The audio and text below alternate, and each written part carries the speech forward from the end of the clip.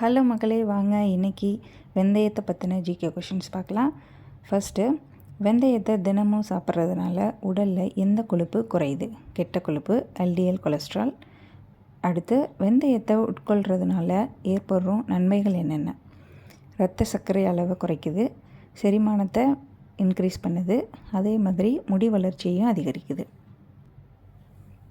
வெந்தயம் மற்றும் வெந்தயக்கீரைக்கு ஹிந்தி மொழியில் பெயர் என்ன?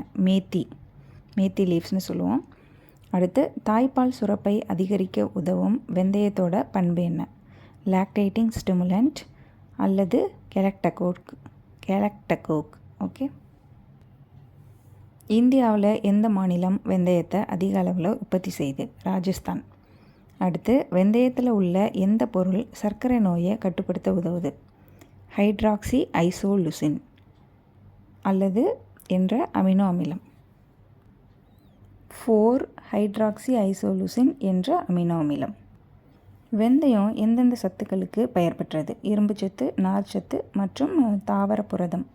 வெந்தயத்தில் அதே மாதிரி இரும்புச்சத்து அதிகமாக இருக்குது. அடுத்து, வெந்தயம் எந்த தாவர குடும்பத்தை சேர்ந்தது? ஃபெபேசியே குடும்பத்தை சேர்ந்தது. நெக்ஸ்ட்டு, வெந்தயத்தோட தாவரவியல் பெயர் என்ன? ட்ரைஜெல்லா வீனம் கிரீகம். ஓகே மக்களே, இன்றைக்கி வெந்தயத்தை பற்றின ஜிகே கொஷின்ஸ் பார்த்தோம். நாளைக்கு வேறு ஒரு வீடியோவில் பார்க்கலாம். எல்லோரும் சந்தோஷமாக இருப்போம், நல்லாவே இருப்போம். பாய்.